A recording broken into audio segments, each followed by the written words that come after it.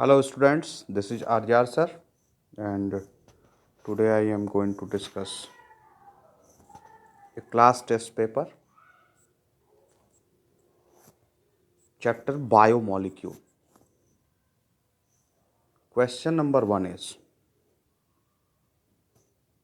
which of the following exist in either homopolymer or heteropolymer form?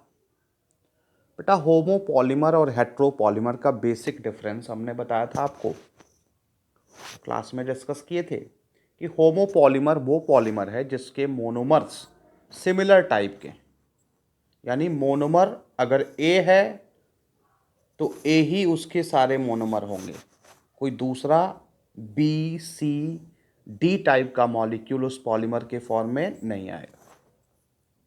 Heteropolymer वो polymer है जिसमें more than one type of monomer पाए जाएं, यानी अगर ए टाइप का, बी टाइप का, सी टाइप का, डी टाइप का मोनोमर यूनिट है तो वो क्या बनाएगा? हेट्रोपॉलीमर बनाएगा। अब इसमें कुछ कैटेगरी ऑफ बायोमॉलिक्यूल दिए गए हैं, जैसे प्रोटीन। बेटा प्रोटीन पॉलीमर होता है अमाइनो एसिड्स का, और डिफरेंट टाइप के अमाइनो एसिड्स मिलके एक पॉलीपेप्टाइड चेन का फॉर्मेशन करते हैं। वहाँ ऐसा नहीं होता है कि केवल ग्लाइसिन अमाइनो एसिड का कोई पॉलीमर हो, केवल प्रोलीन अमाइनो एसिड का कोई पॉलीमर हो, केवल सिस्टीन अमाइनो एसिड का पॉलीमर हो। जब आप पॉलीपेप्टाइड चेन को देखोगे तो उस पॉलीपेप्टाइड चेन में ग्लाइसिन भी होता है, प्रोटीन भी होता है, सिस्टीन भी होता है, मेथियोनिन भी होता है, तो प्रोटीन ऑप्शन नहीं होगा। न्यूक्लिक एसिड की बात करें तो न्यूक्लिक एसिड बेटा पॉलीमर है न्यूक्लियोटाइड का, जिसमें आप एडिनिन के भी न्यूक्लियोटाइड की प्रेजेंस देखेंगे, आप गुआनिन के भी न्यूक्लियोटाइड की प्रेजेंस देखेंगे, आप साइटोसिन के भी न्यूक्लियोटाइड की प्रेजेंस देखेंगे, आप थाइमिन के भी न्यूक्लियोटाइड की प्रेजेंस देखेंगे। तो डिफरेंट टाइप के न्यूक्लियोटाइड वहाँ पर बनते हैं और उन न्यूक्लियोटाइड का पॉलीमराइजेशन होता है तो न्यूक्लिक एसिड का फॉर्मेशन होता है, तो ये होगा नहीं। लिपिड की बात करें तो लिपिड जो है कि पॉलीमर में एग्जिस्ट ही नहीं करता है, लिपिड पॉलीमर में एग्जिस्ट नहीं करता है, तो ना ऑप्शन ए होगा, ना ऑप्शन बी होगा और ना ही ऑप्शन सी होगा। ऑप्शन होगा डी। इसमें डिफरेंट टाइप के होमोपॉलीसैकेराइड्स हमने पढ़े हैं कार्बोहाइड्रेट वाले सेक्शन में, जैसे हमने बताया आपको कि काइटिन एक होमोपॉलीसैकेराइड है, हमने आपको सेलुलोज बताया एक पॉलीसैकेराइड है, ग्लूकोज का पॉलीमर होता है, इनुलिन बताया इनुलिन फ्रक्टोज का पॉलीमर होता है। इसी तरीके के सिमिलर टाइप के मोनोसैकेराइड्स के बने हुए पॉलीसैकेराइड जिनको होमोपॉलीसैकेराइड कहते हैं वो भी पाया जाता है, और डिफरेंट टाइप के मोनोमर के बने हुए भी पॉलीसैकेराइड्स वहाँ पर होते हैं। तो यानी होमो और हेट्रो दोनों ही तरह के पॉलीसैकेराइड कार्बोहाइड्रेट के केस में पाए जा रहे हैं, यानी होमोपॉलीमर और हेट्रोपॉलीमर दोनों के फॉर्म में एग्जिस्ट करने वाला बायोमॉलिक्यूल कौन है? कार्बोहाइड्रेट है। नेक्स्ट है question number 2, which of the following acid use during the analysis of inorganic compound. ध्यान देंगे, इनऑर्गेनिक कंपाउंड की एनालिसिस के दौरान हमने एक डिस्ट्रक्टिव एक्सपेरिमेंट पढ़ा था और उसमें कहीं भी एसिड का इस्तेमाल नहीं हुआ था। ऑर्गेनिक कंपाउंड के एनालिसिस के दौरान हमने ट्राईक्लोरोएसिटिक एसिड का जिक्र किया था, जो ऑप्शन करेक्ट नहीं होगा। क्यों नहीं होगा? इसलिए नहीं होगा क्योंकि यहाँ पर क्वेश्चन में इनऑर्गेनिक कंपाउंड के एनालिसिस की बात कर रहा है एग्जामिनर, तो करेक्ट ऑप्शन हो जाएगा डी वाला, none of the above. Next की बात करते हैं, find the incorrect statement about secondary metabolites. Okay, derived from primary metabolites. ध्यान दो बेटा, सेकेंडरी मेटाबोलाइट्स का फॉर्मेशन प्राइमरी मेटाबोलाइट्स से ही होता है, जैसी नीड होती है वाइल्ड ऑर्गेनिजम्स के अंदर, स्पेशली वाइल्ड प्लांट के अंदर। तो प्राइमरी मेटाबोलाइट के ही जो रिएक्शन इंटरमीडिएट होते हैं वो कन्वर्ट हो होकर सेकेंडरी मेटाबोलाइट का फॉर्मेशन करते हैं, तो ये स्टेटमेंट बिल्कुल करेक्ट है। Used as medicine, used as medicine बेटा हमने पढ़ा है कि most of the secondary metabolites आज के डेट में फार्मास्यूटिकल इंडस्ट्रीज के द्वारा एक्सप्लॉइट करके एक्सप्लोर किया जा रहा है, डिफरेंट टाइप का मेडिसिन प्रिपेयर किया जा रहा है, तो ये भी क्या होगा? करेक्ट होगा। Formed in response to stress, very yes, wild plants secondary metabolite का फॉर्मेशन करते हैं रिस्पॉन्स टू स्ट्रेस, चाहे वो स्ट्रेस बायोटिक टाइप का हो चाहे ए बायोटिक टाइप का हो। हमने बताया था कि ये जो सेकेंडरी मेटाबोलाइट्स हैं वो डिफेंस केमिकल्स होते हैं जो प्लांट अपने प्रोटेक्शन के लिए बनाता है। तो अब इसमें करेक्ट ऑप्शन है used in ecological succession process. बेटा इकोलॉजिकल सक्सेशन प्रोसेस में कहीं भी सेकेंडरी मेटाबोलाइट का रोल नहीं होता है। तो करेक्ट ऑप्शन होगा 3 का डी। नेक्स्ट है sulphur containing amino acids is are. बेटा सल्फर कंटेनिंग अमाइनो एसिड में हमने 2 अमाइनो एसिड पढ़ा है, सिस्टीन और मेथियोनिन। तो इसमें ऑप्शन दिया हुआ है ए सिस्टीन, ये होगा। यहाँ पर एक जो सेलेनोसिस्टीन दिया हुआ है ये थोड़ा आपको कंफ्यूज कर सकता है। बेटा सेलेनोसिस्टीन जो होता है वो सेलेनियम कंटेनिंग अमाइनो एसिड है। क्या है? सेलेनियम कंटेनिंग अमाइनो एसिड है और ये 21st डिस्कवर्ड अमाइनो एसिड है। बेटा इसको रिसेंटली डिस्कवर किया गया है। जो 20 अमाइनो एसिड्स हम लोग पढ़ते हैं उससे ये क्या है, अलग हटके है। हमने क्लास में डिस्कस किया था 21st डिस्कवर्ड अमाइनो एसिड के बारे में। तो करेक्ट ऑप्शन होगा 4 का A. How many number of carbon found in oleic acid, arachidic acid, myristic acid respectively. ध्यान दो बेटा, ओलिक एसिड और अराइकिडोनिक एसिड ये हमने आपको पढ़ाया था अनसेचुरेटेड फैटी एसिड के एग्जाम्पल में। Myristic acid, palmitic acid, stearic acid और अराइकिडिक एसिड ये हमने पढ़ाया था आपको सेचुरेटेड फैटी एसिड के एग्जाम्पल में। एमपीएसए आपको याद हो तो एम का मतलब मिरिस्टिक, पी का मतलब पामिटिक, एस का मतलब स्टीयरिक, ए का मतलब अराइकिडिक। बेटा मिरिस्टिक एसिड में कार्बन की संख्या होती है 14, पामिटिक में होती है 16, स्टीयरिक में होती है 18 और अराइकिडिक में होती है 20। तो अब 20 और मिरिस्टिक एसिड में 14, तो इसमें 20 और 14 किसमें दिख रहा है? ऑप्शन सी में। ओलिक एसिड ओलिक एसिड में 18 कार्बन की संख्या होती है और अराइकिडोनिक वाले में 20 होती है। जितना अराइकिडिक में होती है उतना ही अराइकिडोनिक में होती है। बेसिक डिफरेंस क्या होता है? बेसिक डिफरेंस होता है कि एक सेचुरेटेड फैटी एसिड है और एक अनसेचुरेटेड फैटी एसिड है बेटा। तो क्वेश्चन नंबर 5 का ऑप्शन होगा C. Secondary structure of protein is are. बेटा सेकेंडरी स्ट्रक्चर ऑफ प्रोटीन में हमने 2-3 तरह के स्ट्रक्चर्स पढ़े हैं, जैसे alpha helix, beta pleated sheet और कोलाजन हेलिक्स। ये क्या होते हैं? सेकेंडरी स्ट्रक्चर ऑफ प्रोटीन होते हैं, जिसमें एनसीईआरटी में कोलाजन हेलिक्स का जिक्र नहीं है लेकिन अल्फा हेलिक्स और बीटा प्लीटेड शीट का जिक्र है। तो इसमें अब करेक्ट ऑप्शन होगा ए वाला, क्योंकि यहाँ पर क्वेश्चन नंबर 6 में बी ऑप्शन बीटा हेलिक्स दिया हुआ है। बेटा ये गलत हो जाएगा, बीटा सीट रहता तो हम बी के साथ भी जाते हैं, तो करेक्ट ऑप्शन हो जाता सी। नेक्स्ट है question number 7, consider the following statement, lipids are the ether of glycerol and fatty acid. बेटा लिपिड्स जो होते हैं वो एस्टर होते हैं अल्कोहल और फैटी एसिड के। तो अगर ईथर की जगह पर एस्टर होता तो यह स्टेटमेंट करेक्ट होता, पहला स्टेटमेंट बिल्कुल गलत है। नेक्स्ट है peptide bond found between the amino acid and phosphoric acid. गलत हो गया बेटा, पेप्टाइड बॉन्ड का फॉर्मेशन होता है between 2 amino acid during the formation of polypeptide chain. तो ये स्टेटमेंट भी गलत है। प्रोटीन्स आर द होमोपॉलीमर, अभी ऊपर वाले क्वेश्चन में डिस्कस किया, प्रोटीन क्या होते हैं? हेट्रोपॉलीमर होते हैं, होमोपॉलीमर नहीं होते हैं। Lipids are not occur in polymer form, very yes, ये सही है बेटा, लिपिड पॉलीमर फॉर्म में एग्जिस्ट नहीं करता है। Enzymes are substrate specific, very yes, active sites की जो प्रेजेंस होती है एंजाइम के स्ट्रक्चर पे वो एक्टिव साइट सबस्ट्रेट से स्पेसिफिसिटी शो करता है, इस वजह से एंजाइम्स को कहते हैं दे आर सबस्ट्रेट स्पेसिफिक। तो करेक्ट ऑप्शन हो जाएगा 4 और 5, सी ऑप्शन में दिया है तो करेक्ट ऑप्शन होगा सी। नेक्स्ट है question number 8, purine bases are. बेटा 2 क्लास के हम लोग बेस पढ़े हैं, एक प्यूरिन और एक पिरिमिडीन। बेटा प्यूरिन में आता है एडिनिन और गुआनिन, एडिनिन और गुआनिन प्यूरिन बेसिस हैं, और पिरिमिडीन में साइटोसिन, थायमिन और यूरासिल की बात किए थे, ये तीनों पिरिमिडीन बेसिस हैं। ये डबल रिंग कंपाउंड होता है और ये सिंगल रिंग कंपाउंड होता है। तो अब ऑप्शन आप देख लीजिए, एडिनिन एंड गुआनिन किस में दिया है बेटा? बी वाले में दिया है, तो करेक्ट ऑप्शन हो जाएगा बी। नेक्स्ट है nucleosides are, nucleosides are monomer of nucleic acid. गलत बेटा, न्यूक्लियोटाइड मोनोमर होता है न्यूक्लिक एसिड का, तो एकदम गलत है। Made up of pentose sugar and pyrimidine base only. ध्यान दो बेटा, यहाँ पर बी वाले स्टेटमेंट में इतनी बात तो ठीक थी, लेकिन वनली लगा देने की वजह से ये क्या हो गया, गलत हो गया, क्योंकि न्यूक्लियोसाइड्स केवल पिरिमिडीन बेस नहीं बनाते हैं, प्यूरिन बेसिस भी न्यूक्लियोसाइड्स के फॉर्मेशन में जाते हैं। Made up of phosphoric acid and pentose sugar, ये गलत हो गया बेटा। न्यूक्लियोसाइड का मतलब pentose sugar plus nitrogenous base, ये क्या होता है, ये होता है न्यूक्लियोसाइड।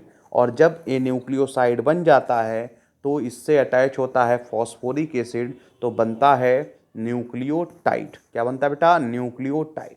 अब देखो डी वाला ऑप्शन यहाँ पर करेक्ट जा रहा है। डी वाले ऑप्शन को देखेंगे तो classified on the basis of pentose sugar, very yes. हमने न्यूक्लियोसाइड और न्यूक्लियोटाइड का क्लासिफिकेशन पढ़ा था on the basis of pentose sugar. जो शुगर राइबोस टाइप की थी वो राइबो न्यूक्लियोसाइड बना रही थी, राइबो न्यूक्लियोटाइड बना रही थी, और जो शुगर डीऑक्सी राइबोस टाइप की थी वो डीऑक्सी राइबो न्यूक्लियोसाइड बना रही थी, डीऑक्सी राइबो न्यूक्लियोटाइड बना रही। तो करेक्ट ऑप्शन हो जाएगा 9 का डी वाला। नेक्स्ट है question number 10।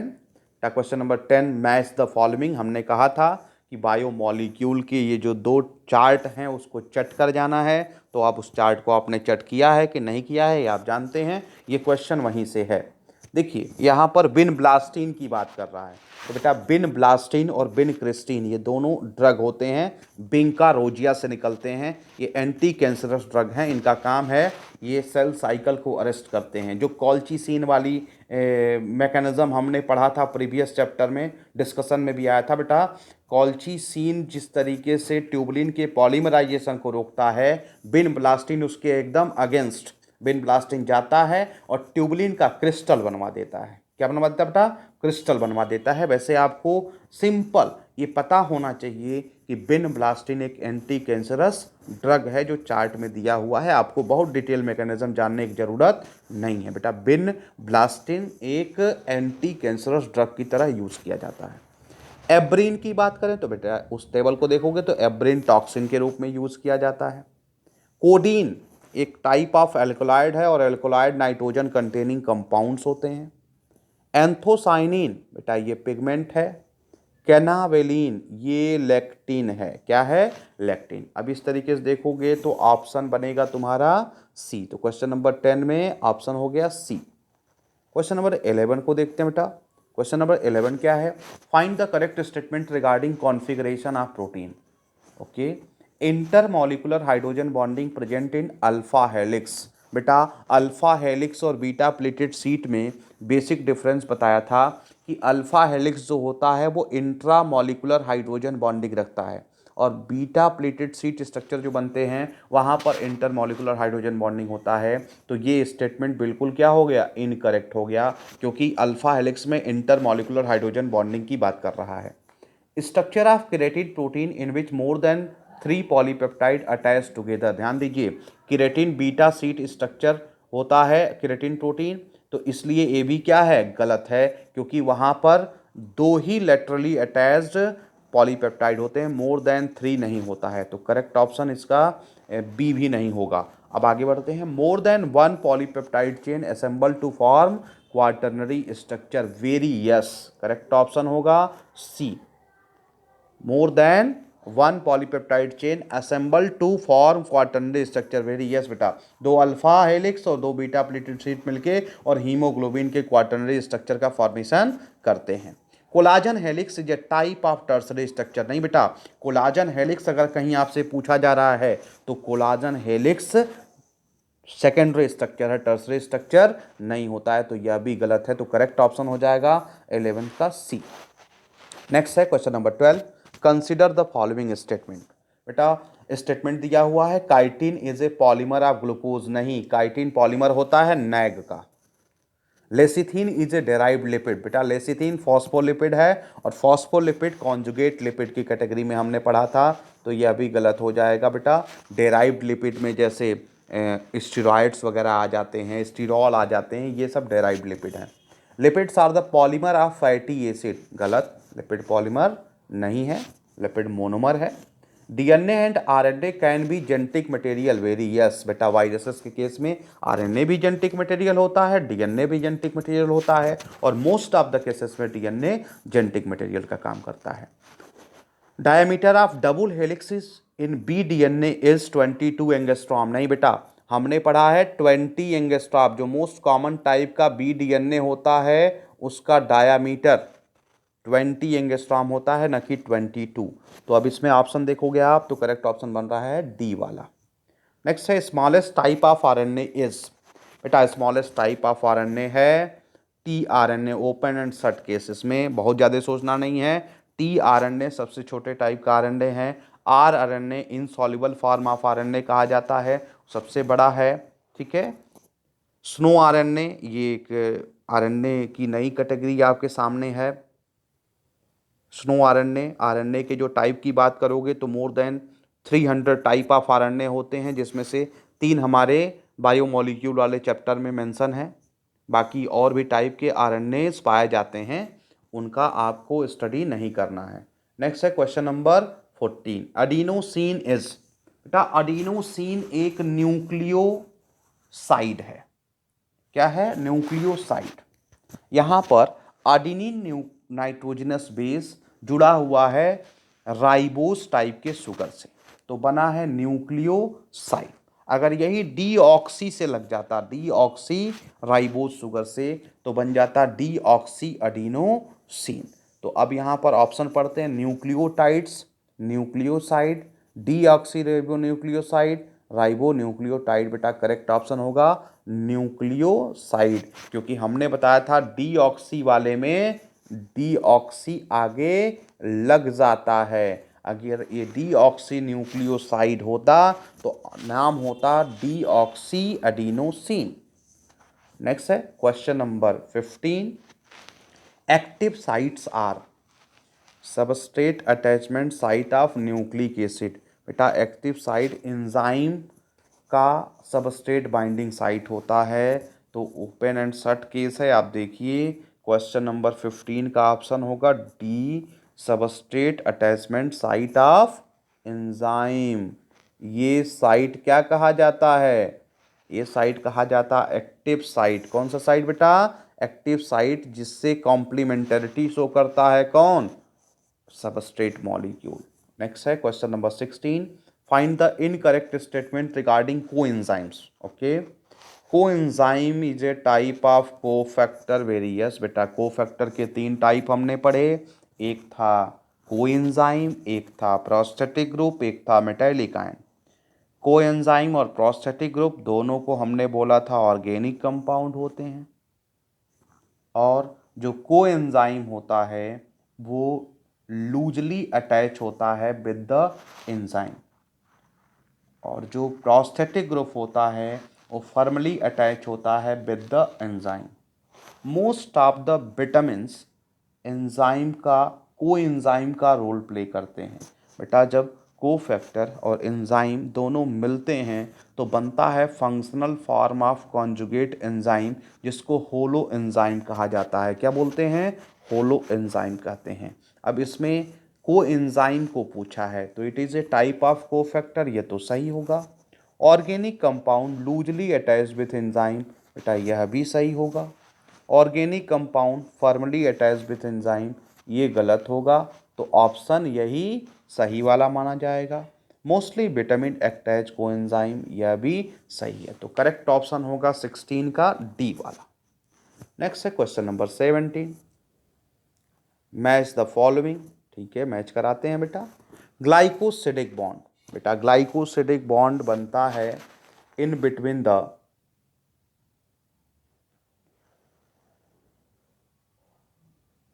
Pentose sugar and nitrogenous base, in between the pentose sugar and nitrogenous base. हमने आपको बताया था कि जब पेंटोज शुगर है ये जुड़ेगा किससे? नाइट्रोजनस बेस से, तो यहाँ पर बॉन्ड बनेगा बेटा ग्लाइकोसिडिक वाला। कौन वाला? ग्लाइकोसिडिक वाला बॉन्ड बनेगा। और जब यहाँ पर CH2 से आके एस्टरीफाइड होता है फॉस्फोरिक एसिड, तो यहाँ पर एक बॉन्ड बनता है जिसको हमने एस्टर बॉन्ड कहा था। कौन सा बॉन्ड कहा था? एस्टर बॉन्ड कहा था। तो यहाँ पर बेसिकली न्यूक्लियोटाइड के अंदर के बॉन्ड की बात कर रहा है। तो glycosidic bond found between pentose sugar and nitrogenous base. Peptide bond between the amino acid. Ester bond, अब एस्टर बॉन्ड में देखो वही है, न्यूक्लियोसाइड और फॉस्फोरिक एसिड के बीच के बनने वाले बॉन्ड को क्या कहते हैं? एस्टर बॉन्ड कहते हैं। फॉस्फोडाइएस्टर बॉन्ड बेटा बिटवीन द न्यूक्लियोटाइड बनता है during the polymerisation of nucleotide. और hydrogen bond within or between a polypeptide chain. Very yes, जब प्रोटीन की फोल्डिंग होती है तो हमने अल्फा हेलिक्स में अभी डिस्कस किया कि एक ही पॉलीपेप्टाइड चेन के अंदर हाइड्रोजन और ऑक्सीजन के बीच में बनता है बॉन्ड, उसको बोलते हैं इंट्रामॉलिक्यूलर हाइड्रोजन बॉन्डिंग। और जब बीटा प्लीटेड शीट का फॉर्मेशन होता है तो वहाँ पर दो डिफरेंट पॉलीपेप्टाइड लेटरली आके उसके कार्बन हाइड्रोजन ऑक्सीजन अट्रैक्ट होके और इंटरमॉलिक्यूलर हाइड्रोजन बॉन्डिंग का फॉर्मेशन करते हैं। इसी तरीके से टर्सरी और क्वाटरनरी स्ट्रक्चर बनता है बेटा, वहाँ पर भी हाइड्रोजन बॉन्डिंग का फॉर्मेशन होता है। तो with in or between a polypeptide chain is the correct match. तो अब इस तरीके से देखोगे तो इसका ऑप्शन बन जाएगा सी वाला। आगे बढ़ते हैं, क्वेश्चन नंबर 18 की बात करेंगे। Which of the following enzyme comes under lyase class of enzyme? Catalase, phosphatase, hexokinase, aldolase. बेटा इसका करेक्ट ऑप्शन एल्डोलेज होगा। हमने नोट्स में भी पढ़ाया है। ग्लाइकोलिसिस का वो स्टेप याद करो जब फ्रक्टोज 1,6 बाई फॉस्फेट बना था, उसी पर आता था। लाइएज कैटेगरी का एंजाइम एल्डोलेज एक्शन करता था, तोड़ देता था। क्लास में हम डिस्कस किए थे। और वो तोड़ता था तो बनता था 3-फॉस्फोग्लिसरल्डिहाइड और डाईहाइड्रोक्सी एसीटोन फॉस्फेट। तो वहाँ पर क्या हो रहा है? लिसिस, कुछ ही का भी लॉस नहीं होता है। तो बेटा लिसिस जो कराने वाला एंजाइम है इस चारों में वो है एल्डोलेज। नेक्स्ट है turnover number of enzyme means. बेटा टर्नओवर नंबर हमने पढ़ाया था कि एक मॉलिक्यूल एंजाइम का एक पर्टिकुलर टाइम पीरियड में कितने नंबर ऑफ सबस्ट्रेट को प्रोडक्ट में चेंज करता है, वही उस एंजाइम का टर्नओवर नंबर कहा जाएगा पर यूनिट टाइम। अब इसको पढ़ते हैं। Number of substrate converted into product in 1 hour in a cell. In 1 hour in a cell. अब देखो सेल के अंदर नंबर ऑफ एंजाइम है, तो एक एंजाइम का तो कैलकुलेशन कर पाना क्या है? कठिन है, तो ये नहीं होगा। Number of enzyme can be use in reaction, यह भी नहीं होगा। Number of substrate molecule converted into product in 1 minute by a single enzyme. बेटा पर यूनिट टाइम में 1 मिनट में एक एंजाइम कितने नंबर ऑफ सबस्ट्रेट को प्रोडक्ट में चेंज किया? तो करेक्ट ऑप्शन हो जाएगा C. Number of substrate forming enzyme substrate complex into the cell, ये भी नहीं होगा बेटा। तो करेक्ट ऑप्शन होगा 19 का C. Enzymes are temperature sensitive because at low temperature configuration of enzyme get change. हमने पढ़ा है बेटा कि लो टेम्परेचर पर एंजाइम्स इनएक्टिव हो जाते हैं और जब टेम्परेचर हाई होता है तो वहाँ पर इस वो डीनेचर होना स्टार्ट हो जाता है। बेटा जब भी डीनेचुरेशन होगा तो स्ट्रक्चरल डिफॉर्मिटी आएगी। स्ट्रक्चरल डिफॉर्मिटी को हम कहते हैं कॉन्फ़िगरेशनल चेंज। अब लो टेम्परेचर पे कॉन्फ़िगरेशनल चेंज की बात कर रहा है तो ये गलत है। At high temperature enzyme become inactive, low temperature का ये फिनोमेना होता है। High temperature change the configuration enzyme, correct option is C. Configuration change का मतलब क्या? एंजाइम डीनेचर हो। High temperature change the conformation of enzyme, conformation नहीं configuration change होता है। तो ये भी क्या होगा? Incorrect. Next question number 21। In a DNA segment, amount of cytosine is 20%. Then what will be the proportion of thymine into the same DNA segment? Various. ध्यान दीजिए बेटा, एक डबल स्टैंडर्ड DNA है 3' to 5' एंड 5' to 3'। इसमें हमने सरगैफ rule पढ़ा था, ATGC base pairing, A और T के बीच में 2 और G और C के बीच में 3। अब देखो, इसमें साइटोसिन का परसेंटेज दिया हुआ है। अब एक डीएनए की स्ट्रेच है, अगर साइटोसिन 20% है तो गुआनिन भी 20 होगा, तो 40% तो ये दोनों हो गए। अब बचा कितना, 60%। तो 60% में होगा एडिनिन 30% और थायमिन 30%। तो थायमिन का परसेंटेज कितना होगा, 30%। तो 21 का करेक्ट ऑप्शन क्या होगा बेटा, बी होगा। सिंपल सा फंडा समझ लो, सेम डीएनए सेगमेंट की बात किया है, और जब भी डीएनए सेगमेंट कह रहा है यानी हम डबल स्टैंडर्ड डीएनए को कंसीडर करेंगे। जब तक सिंगल स्टैंडर्ड केस नहीं लाया तब तक डबल स्टैंडर्ड को मानना होता है, ठीक है।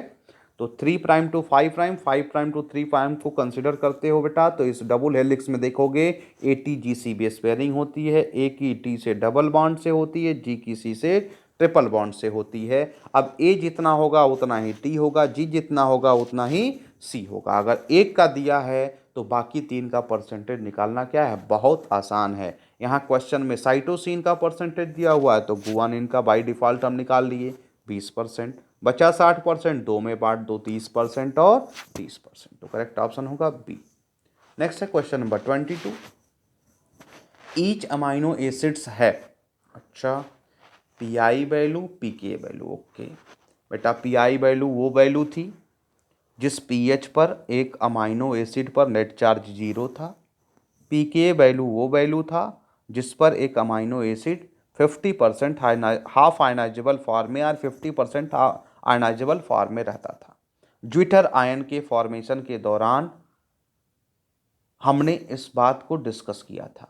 पीआई वैल्यू पर एक amino acid zwitter ionic form में होता है, जिसको आइसो इलेक्ट्रिक पॉइंट भी हमने बताया था। और पीके वैल्यू में एक पीके होता है एसिडिक और एक पीके होता है एनायनिक, इसकी बात किए थे। हर अमाइनो एसिड के पास एक पीआई और दो पीके वैल्यूज पाए जाते हैं। उसी से ऑप्शन पूछा है, तो ऑप्शन इसमें बनाएंगे बेटा 1 पीआई एंड 2 पीके वैल्यू, ठीक है।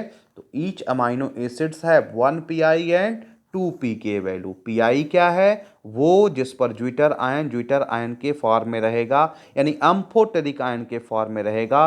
दोनों ही उसके जो फंक्शनल ग्रुप है अमीनो और कार्बोक्सिलिक, वो दोनों आयनिक फॉर्म में रहेंगे। लेकिन जब पीएच पीआई से क्या हो जाएगा, कम हो जाएगा। जैसे ही कम होगा वैसे ही वो कन्वर्ट हो जाएगा इनटू कैटायनिक फॉर्म, और जैसे ही पीएच बढ़ेगा वो कन्वर्ट होगा इनटू अनायनिक फॉर्म।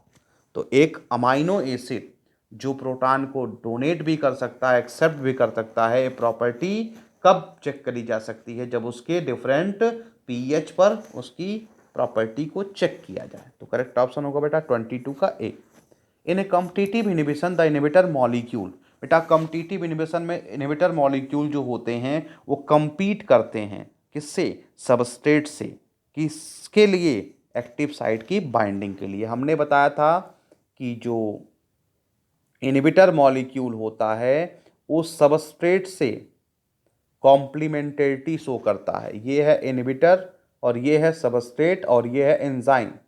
बेटा इनहिबिटर आता है, सबस्ट्रेट को कहता है तुम भागो मैं बधूंगा, और जब ये इससे बच जाता है तो हमने बताया था एंजाइम की मैकेनिज्म क्या होती है। बेटा एंजाइम की मैकेनिज्म क्या होती है, एंजाइम जैसे ही सबस्ट्रेट से बचता है, सबस्ट्रेट के अंदर breaking and making of bond कराता है, जिससे स्ट्रक्चर ऑफ सबस्ट्रेट कन्वर्ट होता है इनटू स्ट्रक्चर ऑफ प्रोडक्ट में। अब वो काम इनहिबिटर के साथ एंजाइम नहीं कर पाएगा, यानी इनहिबिटर के अंदर breaking and making of bond नहीं होगा। एक बार इनहिबिटर आके अगर एक्टिव साइट से बंध गया तो फिर वो बंधा ही रह जाएगा, सबस्ट्रेट उस पर जाके बंध नहीं पाएगा। और इसी मैकेनिज्म को हमने पढ़ा था कॉम्पिटिटिव इनहिबिशन मैकेनिज्म। तो करेक्ट ऑप्शन इसमें होगा competes with enzyme, competes with substrate, compete with active site, compete with allostature, compete with substrate. Next, which of the following statement is incorrect? Insulin is a protein, very yes, insulin क्या है, protein है। Inulin is a carbohydrate, ये भी ठीक है, fructose का polymer. Raffinose is a disaccharide, नहीं बेटा रेफिनोज डाइसैकेराइड नहीं होता है। हमने रेफिनोज को पढ़ा है कि ये ओलिगोसैकेराइड होता है। स्टैकियोज, बर्बास्कोज, रेफिनोज, ये सब हमने पढ़ाया था आपको। ट्राईसेकेराइड और टेट्रासेकेराइड जो डिफरेंट क्लासेस ऑफ ओलिगोसेकेराइड थे उनमें एग्जाम्पल में इसकी बात करे थे। तो रैफिनोज डाइसेकेराइड नहीं होता है, तो ये गलत है और यही पूछा है, तो ऑप्शन यही सही होगा। Km a constant used in enzyme catalysis various, Michaelis Menten constant कहते हैं Km को।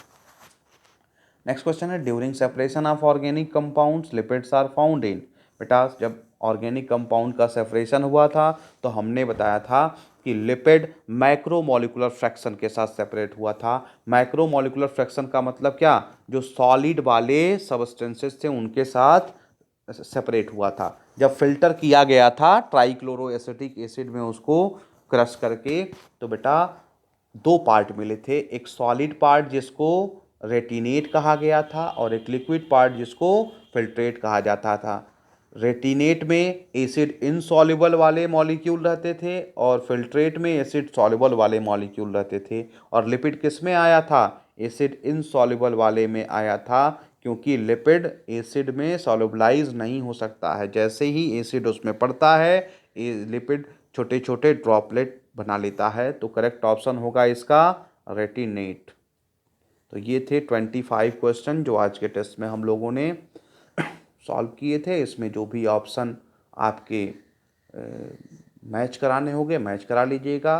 कोई क्वेश्चन में अगर कोई दिक्कत हो, ऑप्शन में दिक्कत हो, तो आप कमेंट बॉक्स में कमेंट करके और हमसे पूछ सकते हैं। Thank you.